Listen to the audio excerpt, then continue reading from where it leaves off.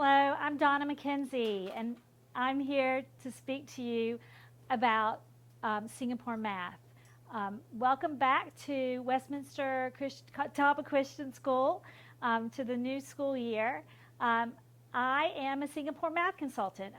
Some of you might have known me. I've lived in the Charlotte area for the last 20 years. Recently, I've moved back to Chattanooga, Tennessee, but I'm glad to be here in Rock Hill to talk to you about Singapore math. I want to start off by giving you an example of a problem. This is an example of a word problem, and this word problem is a word problem that if we saw it in the United States, we might look at it and think, oh, I don't know how to solve this. So I'm going to show you the problem. I'm going to put it up on the board, and I want you to take a few minutes and try to solve it by yourself. Then I'm going to show you the way that your children will learn how to solve it with the new math program. So I'm going to read it to you first. It says, Nora had 4 times as much money as Pedro. Melinda had 3 times as much money as Pedro. If Melinda had $30, how much money did Nora have? Okay, I'm giving you just a little time to start solving this problem. I bet some of you were thinking, oh no, that's one of those crazy problems that needs an X.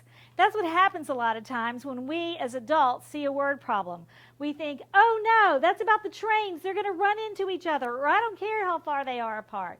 We start worrying about X's and all kinds of things. We don't know how to solve word problems, or even more importantly, we don't feel confident.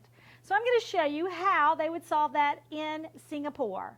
Now, you're probably wondering, why are you talking about Singapore? Well, the reason I'm talking about Singapore is because there's been a lot of research about math in the world in the last 10 or 15 years. And that research tells us that the nation of Singapore has been primarily the most successful country in the world mathematically for the last 10 or 15 years. So finally, we as Americans thought, well, we should probably look and see what they're doing and see if we can incorporate some of those things into how we teach math, because we want to teach math with excellence, because that's what God asked us to do. So I'm going to show you how I could take that problem and use something called model drawing from Singapore math and explain it to your children in a way that they can understand the problem and then use the same technique to solve other problems. So here we go. So the first thing I would do is I would look at the question, and the question is, how much money did Nora have? Well, I need to know Nora had blank dollars. That's what I'm trying to solve for. And it's important that your kids always remember what they're trying to solve for, because a lot of kids do a word problem and they find an answer and they don't know if that's the answer that they need or not. They just know they found an answer. So if they have to fill in the blank at the bottom, they're more likely to see if their answer makes sense. So let's look back. Let's see. We had 3 people, Nora and Pedro and Melinda. So I'm going to make sure that I have each of their names on my model. Now, the fun thing about model drawing as a teacher is that not only am I drawing a model, I'm modeling for my students how I think. Because one of the things that's often missing in instruction is children don't know what I'm thinking in my head when I'm doing something. So if I model aloud what I'm thinking, then they learn to train their brains to think the same way. So I wrote down Nora and Pedro and Melinda, and then I put what I call a starting line, because that means my problem is going to start there on that starting line. And so I'm going to start off, and in Singapore math we use something called a bar model or unit bars. And so I'm going to take little bars. I like to think of them as little bite-sized candy bars. And so I'm going to draw 3 bite-sized candy bars, 1 for each person. And then I'm going to go back and I'm going to read each part of the story. In the first part it says, Nora had 4 times as much money as Pedro. Well, that's not what my model looks like right now. Right now, Nora and Pedro have the same amount. But I want to make Nora have 4 times as much. So I'm going to say to the kids, okay, well now Nora has 2 times as much, or twice as much. Now Nora has 3 times as much, 1, 2, 3 times. now Nora has 4 times as much. So Nora has 4 times as much as Pedro. Got that information. So now look at the next information. The next information says Melinda has 3 times as much money as Pedro. Well, right now, Pedro and Melinda are 1 to 1. They have the same amount. So I'm going to have to look at Melinda's, and I'm going to have to make Melinda have 3 times as much money as Pedro. Now, let's look back. Does Nora have 4 times as much as Pedro? Yes. Does Melinda have 3 times as much money as Pedro? Yes. So now, I keep reading. If Melinda had $30, oh, well, that means that these 3 units equal $30 because it says Melinda has $30. And then it asks me how much did Nora have? Well, I don't know how much Nora has. That's what I'm trying to solve for. So then I look back at my problem and I think, okay, what do I know? Because you always want to start with what you know. What do I know? I know that I have 3 units that equal 30. If I have 3 units that equals 30, that means I have 30 divided by 3, which means each unit equals 10. So that means I can go back and I can write 10 in each unit because each unit is going to be worth $10 because 10 plus 10 plus 10 would be 30. Well, when I started out, what did I say about my units? They're all the same. So that means that Pedro has $10, and then I'm going to fill out Nora's units, and now I know that Nora has 4 units. They're each $10. That means that Nora has $40. And so this is a model drawing problem, and this is unique to Singapore math. Although, if you started doing some research, you would probably find that in almost every textbook in the United States today, there is a version of these models because they have become so popular because kids are being so successful with them. Okay? Well, what else do you need to know about Singapore math? Well, you need to know that Singapore math is unique not only for model drawing, but because it teaches to mastery. Well, hopefully we've always taught to mastery, but there's a little bit different. It's a little bit different in Singapore. When they teach in smaller bits. They teach to mastery. And then they have the teachers make a connection so that the children understand that what they've just learned, they're going to connect it to the new thing. I like to talk about it like this. I can have all the clothes in the world in the most magnificent closet system. I don't know about you. I don't have a closet system, but I would like a really fancy one. And if I had one, I'd want to organize everything right. Well, what happens with learning is if a child learns things and they never connect them to what they learned in the past, it becomes like a big pile in their brain. Kind of like if you had a great closet system and you had great clothes but no hangers. Because if you never put the clothes on the hanger and hung them on the racks, they would just be in a big pile in the bottom and your closet system would be worth nothing. Well, that's how it is in teaching if we don't ever teach your children how to make the connections. And that's one thing Singapore math is famous for. Another thing is mental math. For me growing up, my dad was great at mental math, and he used to get so frustrated with me because he would do mental math in his head and I wouldn't know what he was talking about. But when I became a teacher, I knew that mental math was important. And the reason I knew it was important was because I knew that even though I was making A's in math, there were other people in my class that were making A's and they understood math. I could just do it. And those people that understood it could do math in their head. And I never felt confident to do math in my head. I felt like I either had to write it down or use a calculator. So I knew that there was something about people who were successful in math that they could do mental math. So one of my quests as I became a teacher was to learn how to do mental math. And I finally found a program that does it. It's Singapore Math. They actually teach children how to do mental math. Now, when the school I was at before, when we made the transition to Singapore Math, I was talking to our high school math department head, and we were talking about Singapore Math, and we started talking about the mental math component. And his eyes lit up, and he got so excited, and he said, I want to come to the first training that you do with our faculty. I want those elementary school teachers to know that if they can teach our elementary school students how to do mental math, it will transform our math in our middle school and high school. then I knew that I was onto something, that this mental math thing was great. Now, there's going to be more, and we're going to talk about it, but we just want you to know that children from Singapore have consistently ranked at the top of the world, and that's what we want for your kids too. So, what's another thing that you need to know? Another thing you need to know is that in Singapore, everything moves from concrete to pictorial to abstract. Well, what does that mean?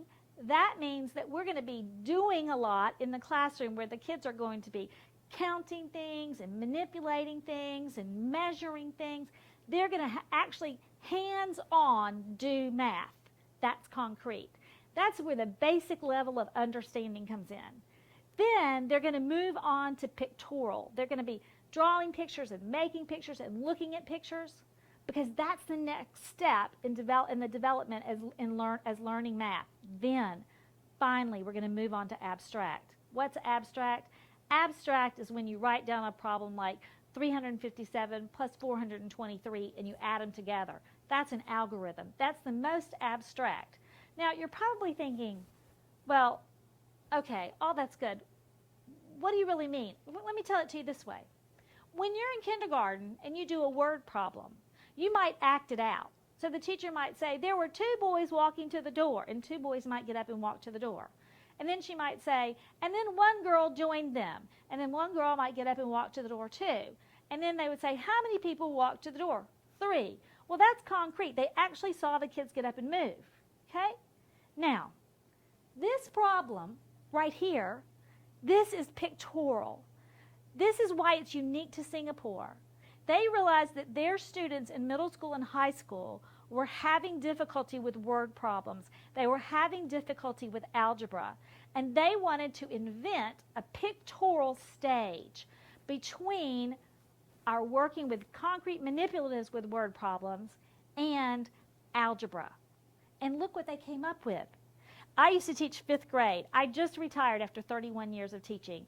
And I used to teach 5th grade. And my kids would do their model drawing problems at home, and parents would come up to me and go, that was amazing. That was an algebra problem. I never thought that my kid could solve an algebra problem in 5th grade. Guess what? The kids had no idea. Why? Because we did it as a model drawing problem. They could solve much more difficult problems than they ever thought they could because they learned how to draw it. Now, next year, when they're in 6th grade or 7th grade and someone does problems like that with them and teaches it to them with an X, they're going to have a point of reference, and that reference is that pictorial picture that they put in their brain, a visual reference for problem solving. So, what are some things that you're going to need to look for? Well, another thing that you're going to need to look for is the fact that place value is very important in Singapore math. And it's more than just knowing that a 2 is in the tens place. It's understanding that that 2 in the tens place means 20. So your kids are going to be doing place value, but it's going to be a place value where they truly understand the value of the numbers, of the digits in the number. Another thing that your kids are going to be doing is they're going to be doing computation, but the computation, instead of just being a rote thing that they learn how to do, they're going to learn how to do it with understanding. Well, let me give you an example. How many of you have ever had your child come home and they're like, Mom, the teacher was doing this crazy thing and we were crossing out numbers, and, or maybe even worse, they're, Mom, they were crying, didn't know what they were doing, and you try to help and you say, oh, well, honey, you just cross them out and make them smaller and make the next one bigger. And then the next thing you know, your kid's really confused because every time they see a problem, they just start crossing things out. Well, that is called not understanding the concept, not having a true understanding. That's just learning it by rote. That's called knowing the how and not the why. And Singapore is always going to emphasize the why before the how. So sometimes your kids might come home with something and you might think, this looks a little weird. Why are they teaching them to write it horizontally first instead of vertically, up and down? Well, the reason is, as long as it's written horizontally, they want your kids to think about it in relation to place value. Once it's written up and down, once it's written vertically, they know that your kids understand the concept, and so they're ready for the algorithm. So the algorithm comes at the understanding point. When it's written horizontally, it's all about place value, and it's all about learning how the numbers can be taken apart or put together. Another thing that's great about Singapore math is it develops alternative methods for problem solving, and it develops logical thinking. I gave this example to your teachers. I love to go to JARS. JARS is one of my favorite places to go. Some of you might be familiar with JARS. One of the things I love about JARS is that as you're walking around, they brag about, in a good way, all of the amazing solutions the missionaries have come up with for problems on the mission field. Like, what if you're on a motorcycle and you come up to a lake? Well, somebody developed a boat that would fold up and you could stick it on the back of your motorcycle, and then when you get to the lake, you unfold the boat and you put your motorcycle in it and you go across. That's pretty cool, okay? Another person had to develop, okay, well, how do we take all the things we know about languages and feed it into the computer so that our computer can help us write a language that's never been written down? That's problem solving. God has asked us to be his hands and feet in the world.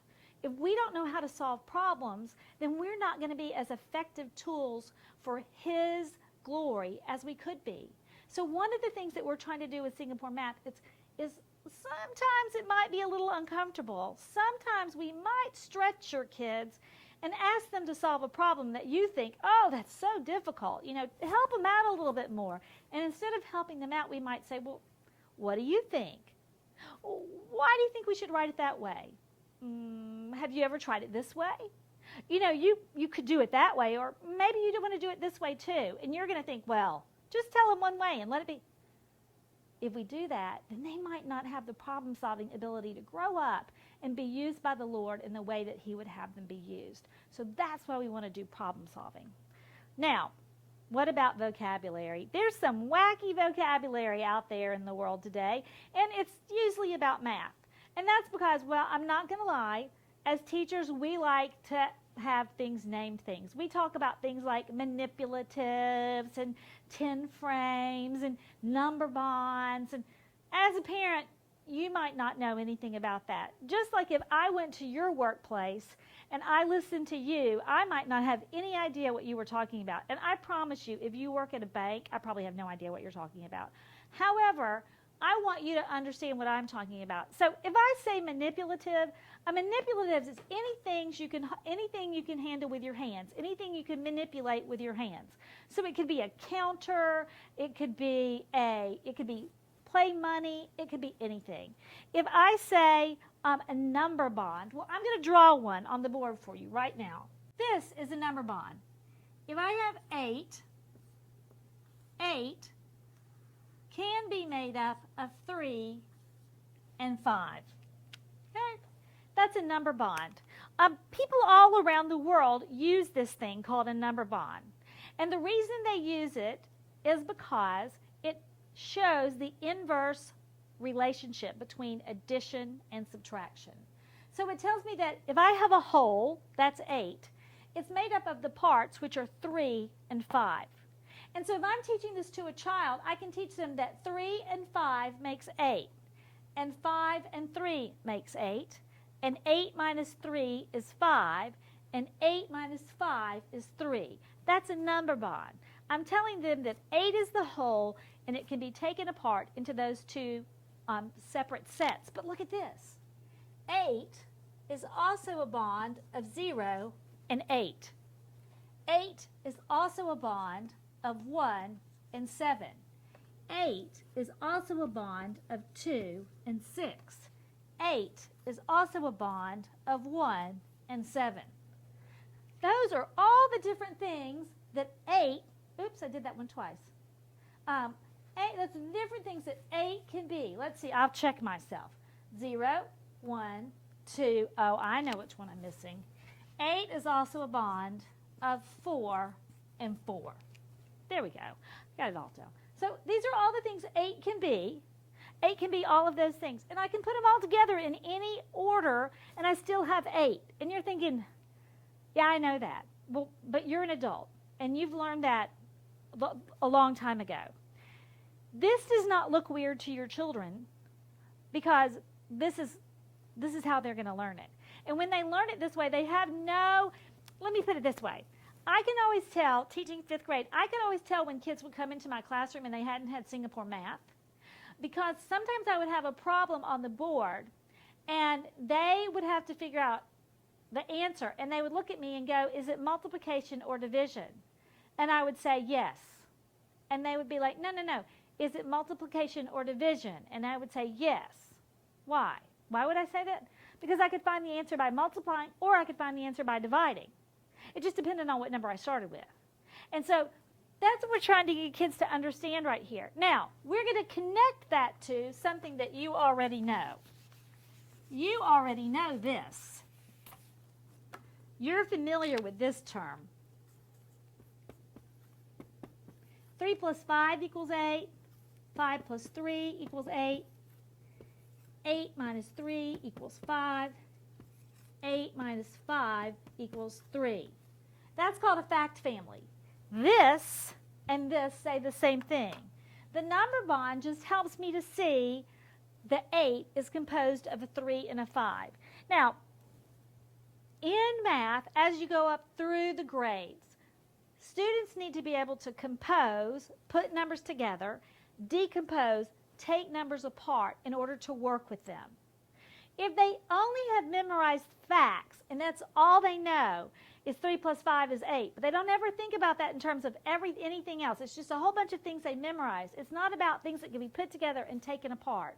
Then as they go up through the grades, they really lack the understanding to be able to use numbers. And I just say make them friendly.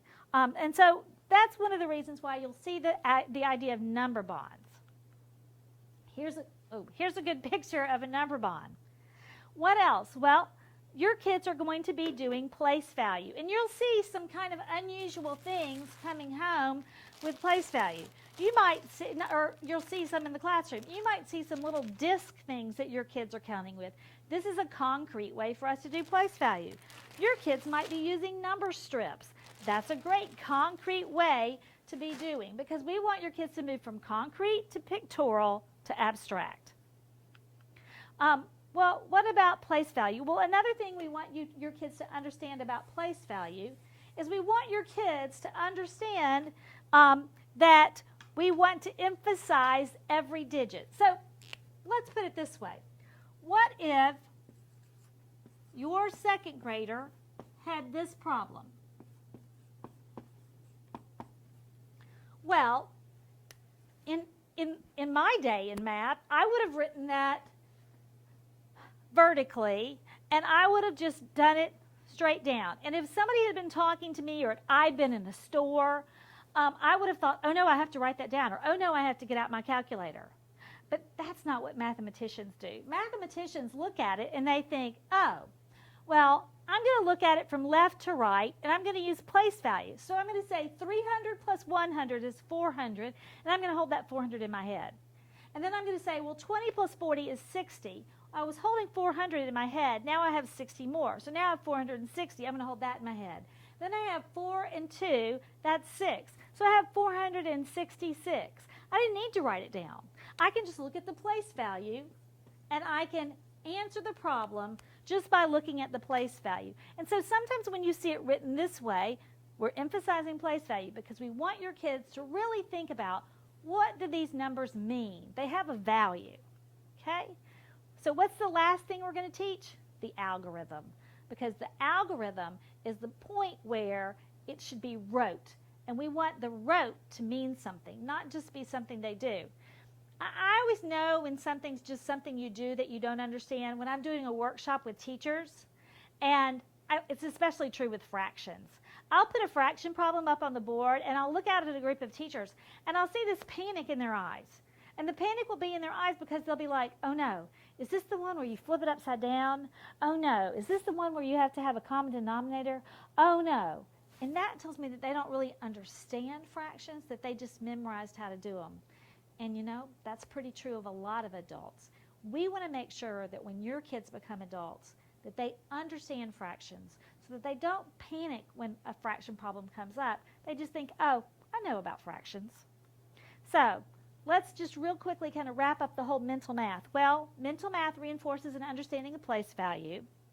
It teaches your brain to hold information, which is great. We want our kids' brains to hold information. It requires strategies to be practiced on a regular basis. There are some people who intuitively understand math, and they intuitively understand mental math, and they just naturally do it in their brains. But for the rest of us, mental math is something we have to be taught. We have to be taught, and we have to practice it before it becomes something that we just do. And the last thing is mental math bridges the gap between arithmetic and algebra. If your kids can do mental math, they are going to be much better able to do algebra. Now, let's go back. If you remember my model drawing problem I had, and let's just talk about it a little bit more. Let's go into a little bit more depth. Model drawing is a step-by-step visual method of transferring a word problem to a diagram. It develops visual and algebraic thinking. It reinforces higher level thinking skills. It reinforces computational skills, and it uses mental math in a meaningful context. I love the fact that as a 5th grade teacher, my 6th grade students would come to me sometimes, and they would say, hey, we've started this thing with all these X's and things, and, it's kind of hard. And all I would have to say was, hey, what do you mean it's hard? We've been doing model drawing. It's the same thing as the U. Remember when you had 6U equals 30?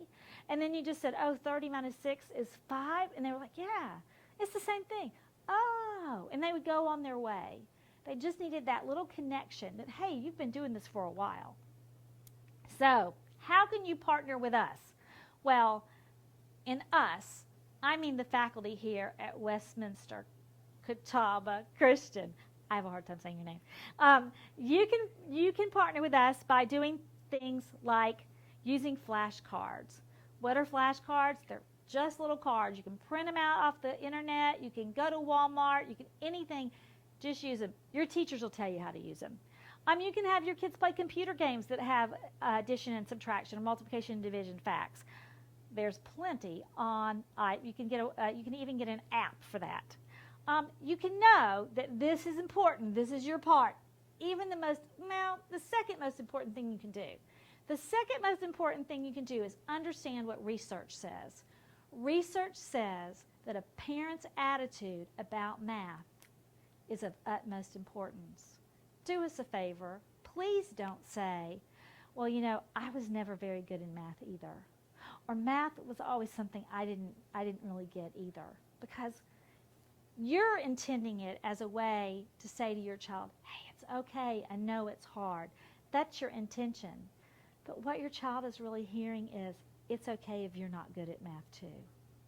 And we don't want that to happen, because we have total confidence that the Lord has given your child an amazing brain, and that with our help and His, your child's going to be great at math. And so we need you to say, I know that you can do this. I know that you can be an amazing mathematician. So that would really help. Another thing is to play board games. Playing board games is really important. Now, I know as a parent that playing board games sometimes is not that much fun. People get into arguments. Kids don't always get along. However, playing board games is great. With little kids, it's great because they're looking at dice, and they're learning how to subitize. That means they're learning how to look at the dots and know what they stand for. And they're learning how to count on, all kinds of things. With older kids, they're learning about strategy. They're learning about problem solving. They're even learning how to work in a group. And they're learning how to get along. And so those are all good things for us. But most important, remember I said we had a second most important? Now here's the most important thing. The most important thing you can do is pray. You can pray that we teach with excellence, and that the Lord provides us with the resources we need, the time we need to plan well, and that this is a fruitful year in math for your students and for the whole staff and faculty here, that this is an excellent year for everyone because we are praying that we will kick this off well, that we will continue it well, and this will just be a continuation of the great education you're used to, just with a different vehicle. So we would really pray that you would pray. And so that's really the most important thing you can do. There's going to be some resources that you're going to see, and they're just resources that are online if you need a resource. There's things like Thinking Blocks, which is a version online of model drawing. There's things like a math dictionary for kids, which I love, which when kids don't know a math word, you can type the word in and it comes up with a picture and they talk about it. There's games, there's drills, all kinds of things, just in case you need a resource. So I thank you for listening. I've had a great time when I've been here the last day or so working with your teachers, and I know that you're going to have a great year. I'm so impressed with Westminster Catawba Christian. Have a great year. Thank you.